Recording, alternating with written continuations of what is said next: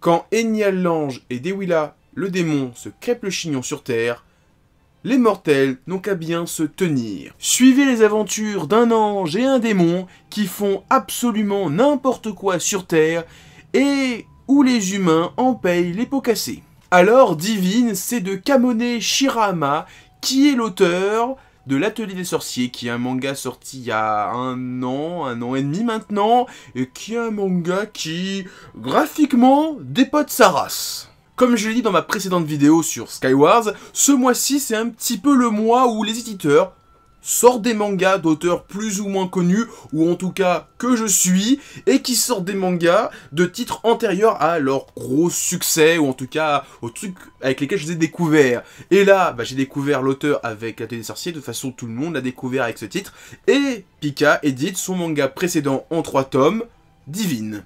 Et quand j'ai vu le titre arriver, j'ai vu un peu le speech, avec un ange et un démon qui font n'importe quoi sur Terre, j'ai un petit peu pensé à un roman de Neil Gaiman, adapté récemment sur Amazon, Good Omens ou De Bons Présages, où c'est, pour faire simple, l'apocalypse qui approche, et un démon et un ange qui sont potes, ils ont pas envie que ça arrive, parce que s'il y a d'apocalypse, il y aura plus d'humains, et donc, il y aura plus tout ce qu'ils ont fait. La télévision, les livres, etc., etc. Je vous conseille la série, et maintenant, on va peut-être parler du manga. Alors, pour l'instant, il y a pas réellement d'histoire, et vu que la série va faire 3 tomes, je pense qu'il n'y aura pas de réelle histoire. Alors quand je dis de réelle histoire, c'est-à-dire un fil conducteur, une intrigue qui va s'étaler sur plusieurs tomes. Là, le tome 1 est divisé en 4 chapitres, il y a des personnages récurrents qui reviennent, il y a des trucs qui sont dits qui reviennent, mais chaque chapitre est auto-conclusif. Il y a un début, il y a un petit souci au début du chapitre, il y a des péripéties, et à la fin du chapitre, il est résolu. Voilà, c'est pas on pose une putain de problème dès le chapitre 1, et il faut que ça soit résolu dès le 3e tome, parce que la série fait 3 tomes. Là, pour l'instant, il n'y a pas ça, et vu que la série fait 3 tomes, je pense qu'il n'y en aura pas. C'est vraiment un manga humoristique. Voilà, de toute façon, c'est un manga humoristique, mais j'ai pas mal rigolé, parce que il y a des situations qui sont cocasses, qui me font rigoler.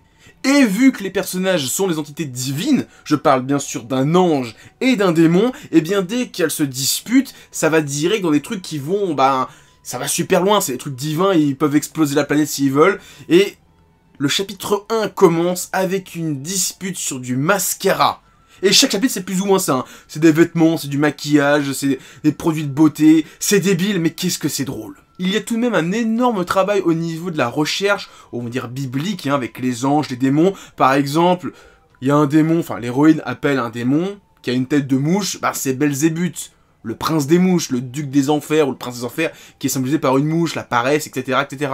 Pareil, à un moment donné, il y a plein de gens qui meurent, qui apparaît Azraël, l'ange de la mort.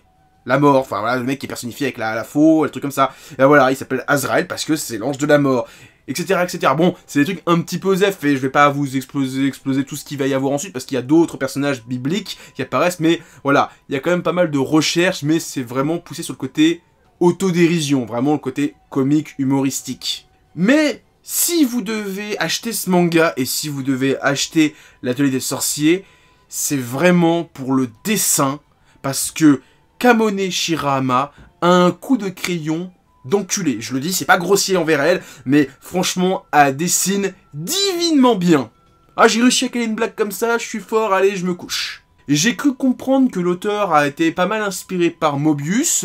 Alors je dis pas que ça se voit, parce qu'honnêtement, je connais un peu le style de Mobius, j'ai pas trop reconnu, mais peut-être que je connais pas non plus tout de l'auteur. Je sais aussi, alors si je dis pas de conneries, qu'elle a bossé pour des comics américains, qu'elle a fait des covers, et waouh, elle a un style du feu de Dieu. Là, on reconnaît son style de l'Atelier des Sorciers, mais il y a un côté un peu plus etchi, un peu plus plantureux. Les personnages sont quand même bien plus formés. Parce que bon, l'ange génial, c'est quand même un personnage de One Piece, avec sa poitrine relativement généreuse.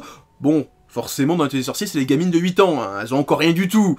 Mais si elles grandissent, j'espère pas qu'elle va leur faire des bonnets F, hein, ça serait quand même étrange.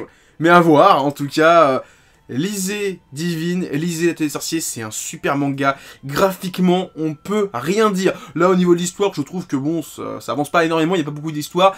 Je pense que c'est un manga humoristique, mais en tout cas, lisez Divine, si vous êtes curieux, de toute façon c'est un manga en 3 tomes, et si vous accrochez, lisez L'Atelier des Sorciers, c'est un truc de gueudin. Donc voilà, c'est tout ce que j'avais à dire. Avant de vous quitter, pensez à mettre plein de pouces bleus, partagez la vidéo et laissez des commentaires. Et surtout, en description de cette vidéo, vous trouverez des liens pour aller sur mon Facebook, mon Twitter et mon Discord. Allez, à plus tout le monde et continuez à lire des mangas.